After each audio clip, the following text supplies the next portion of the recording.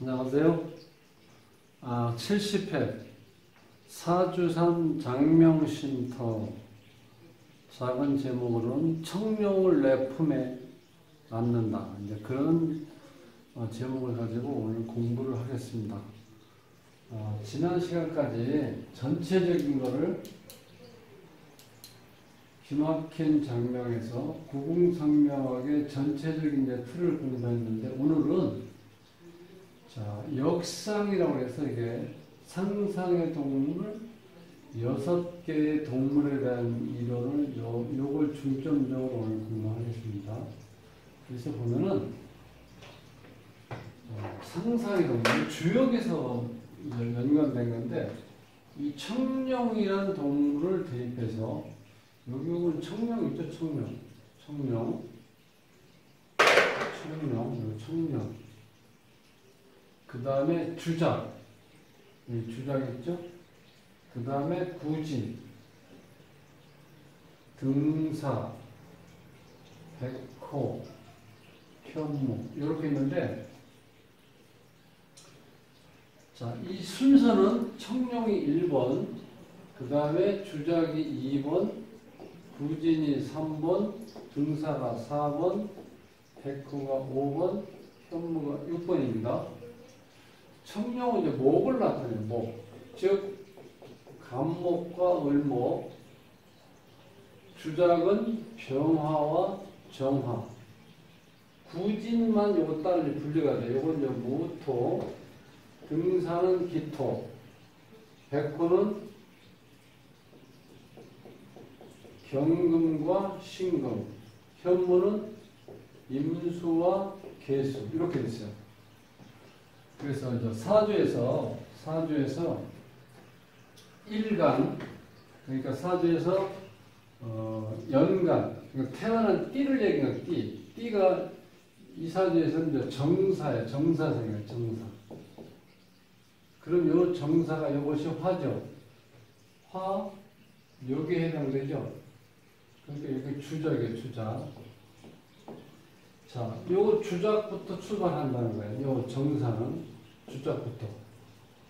만약 여기가 태어난 애가 갑자년에 태어났다. 지지다. 그럼 이 갑이니까 청룡이죠. 그때는 여기가 청룡이에요.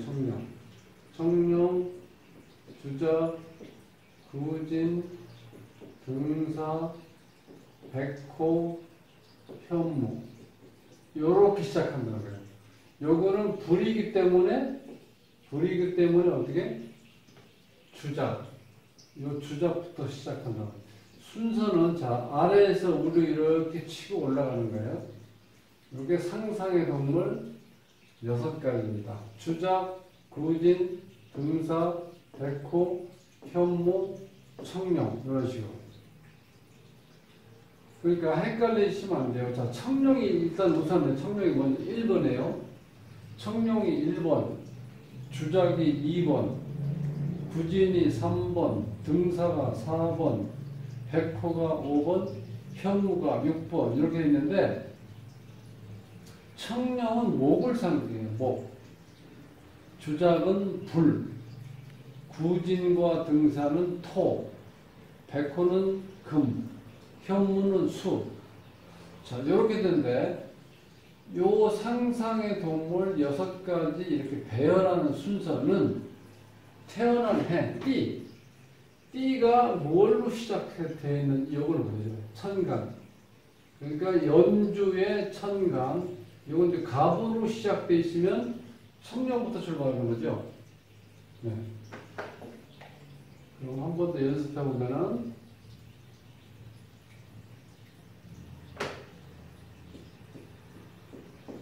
무자년에 태어났다. 요 무자, 연간의 무토가, 여기 무토가 있죠. 요때는 여기가 구진부터 시작해요. 구진, 등사, 백호, 현무, 청룡, 주작. 이렇게 되는 거예요, 순서가. 어느 정도 감이 잡히시죠? 요거는 이제, 반복해서 이제 앞으로 설명할 거니까 일단 요렇게 시작한다는 것만 이제 아시면 돼요. 6가지의 상상의 동물의 이름을 우리가 익숙하게 연습하시는 게 중요합니다. 청룡, 주작, 구진, 등사, 백호, 현모, 이렇게. 자, 요 6가지를, 요건 이제 연간 기준에서 밑에서부터 위로 이렇게 치고 올라가면서 순서가 정해진다는 거예요. 이게 불이니까 여기 주작이었죠.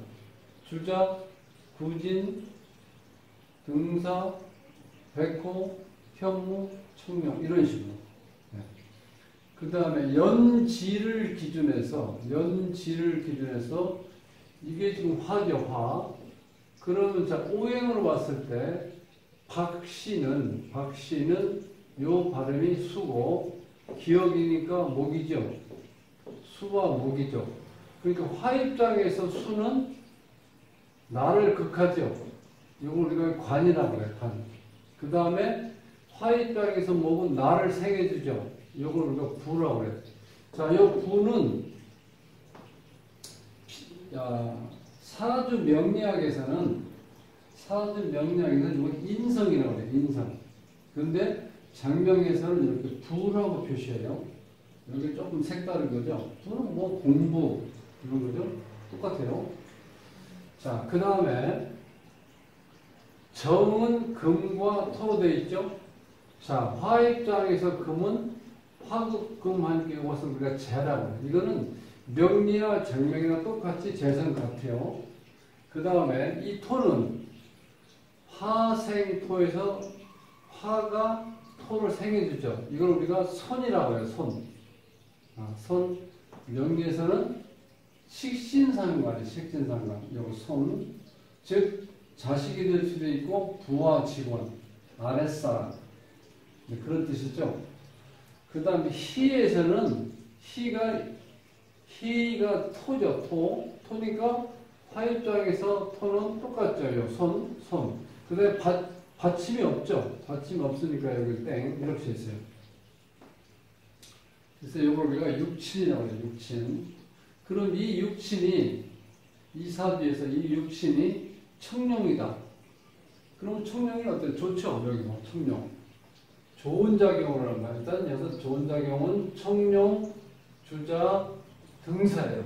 이 내용은 실질적으로 처음 들어보는 말이기 때문에 좀 이렇게 낯설은데 크게 개의치 마세요. 이거는 나중에 자꾸 하다 보면 익혀지는데 중요한 거는 청룡의 작용이 상당히 좋다는 거예요. 좋은 의미로 쓰인다는 거예요.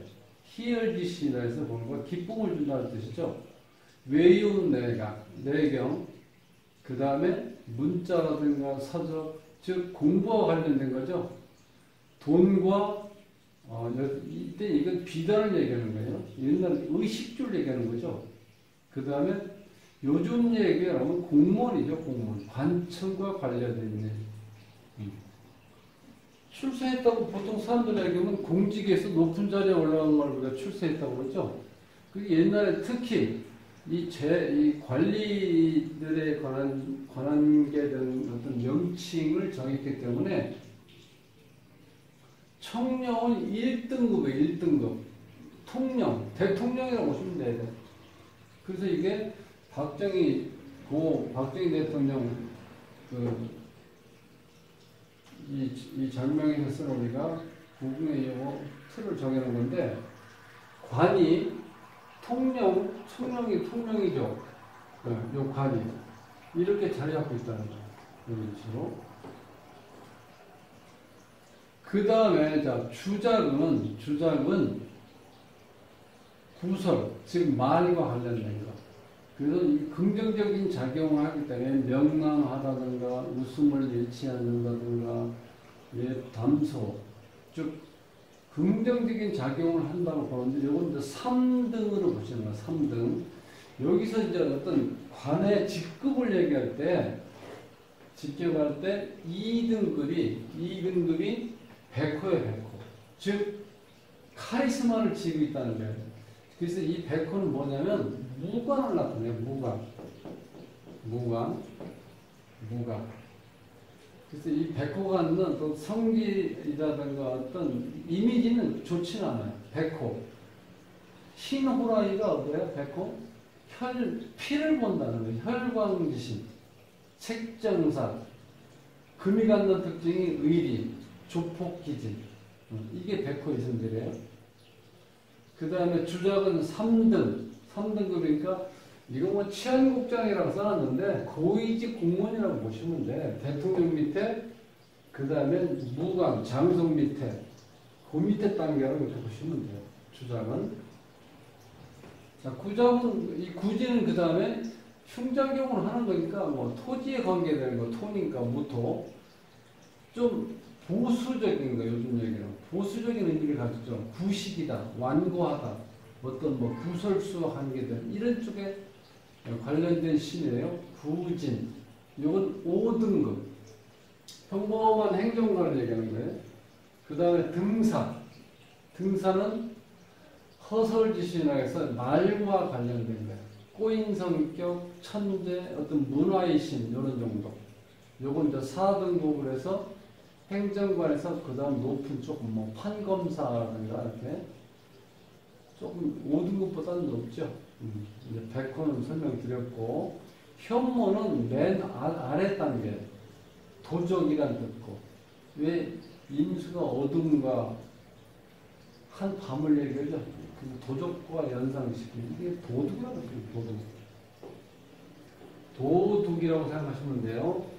그 대신 이 물이 갖는 특성이 총명하고 지혜죠. 때로는 보이지 않는 세계니까 음흉하다. 그 대신 장사의 신이라고 해서 장사는 잘한다는 거예요. 현벌이 있으면. 전체적인 의미에서는 부정적인 게 흉작용이 강하지만 이런 면에서는 또 길작용이에요. 자, 맨 아래 이건 6등급, 즉 하위직 공무원 이렇게 보시면 돼요. 그래서 여기서 중요한 거는 이 내용은 크게 뭐 어려운 거 없는데 길작용을 하느냐 흉작용을 하느냐 그게 중요한 거죠. 그래서 청룡은 길작용을 한다. 주작, 등사. 요 청룡, 주작, 등사는 길작용. 구진, 백호, 현무는 흉작용한다. 이렇게만 보시면 돼요. 그렇게만 기억하시면. 자, 여기서 이제 부는 아까 말씀드렸죠? 부친이라든가 공부라든가 선배, 이 조상에 관한 거니까 조상에 관한 거는 이 부는 현무니까 큰 아버지 덕은 없다. 이렇게 보시면 된다. 일단 간편하게. 자, 이 재가 백호다. 그러니까 크게 이 재는 어떻게 돼요? 남자한테는 재물도 되고 아내도 되고 어머니도 되고 애인도 되는 거예요. 그러니까 이 재물과 아내와 어머니와 애인의 인연이 좋지 않다. 이렇게 보시면 돼요. 그리고 재라는 거는. 그래서 박정희 대통령의 어떤 그 배우자 인연은 별로 안 좋았죠. 예. 그리고 또 그 박정희 대통령께서 재물에 대한 건 이렇게 크게 드러나진 않았죠. 그러니까 재에 대한 인연은 이렇게 약하다고 보시면 돼. 그 다음에 손은 요거 아랫사람이야, 아랫사람. 혹은 이 손이라는 건 여기 보시면 식신상관인데 자식도 되고 부하 직원도 되고 아랫사람도 되고 내가 거느리는 어떤 부하라고 보시면 돼. 그 부하의 인연은 뭐 좋았다고 봐야 되는데 여기 이상에서는 근데 실질적으로 결과는 안 좋게 나타났었죠. 이 손에 여기서는 이 부하 직원이 좋은 작용을 하는 것과 길작용과 흉작용이 이렇게 공존하고 있죠. 그래서 계속해서 많은 그 부하들의 어떤 그 조직 속에서 명예와 어떤 지위를 얻었는데 또 한편은 어떻게 돼요? 큰 일을 당했죠. 여기서 흉작용을 한 거예요, 손이. 그렇게 본다는 거예요. 그래서 이 상상의 동물 6가지 육수를 통해서 육친의 기lum을 판단할 수 있다는 거예요. 사주처럼. 그래서 이 구궁성명학의 특징 중에 하나입니다. 이렇게 육수를 통해서 육친의 기름작용을 볼 수 있다. 그래서 오늘은 육수에 대해서 일단 청룡, 주작, 구진, 등사, 백호, 현모 요거에 대해서 이제 보셨죠. 그리고 중요한 거는 청룡과 주작과 등사는 길작용을 한다. 구진과 백호와 현모는 흉작용을 한다. 대체적으로 그렇게 봤는데 그 모든 것이 흉작용을 한다 해서 다 흉작용을 하는 게 아니고 좋은 작용도 있다는 거예요. 자, 계급으로 치면은 이 관리 조직에서 이 계급이 있죠. 등급이. 근데 백호는 2등급이에요. 장관, 장성이라든가 무관을 얘기하는 거예요. 2등급.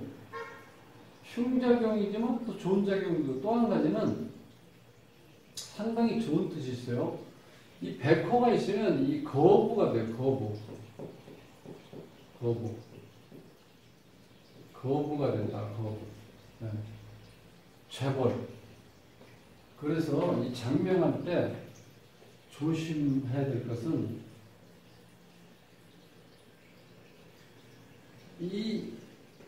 그 어떤 사람이 이름을 지을 때 그 사람의 자라나는 환경이라든가 현재 환경을 이렇게 보셔가지고 걸맞게 지어야 됩니다. 왜 걸맞게?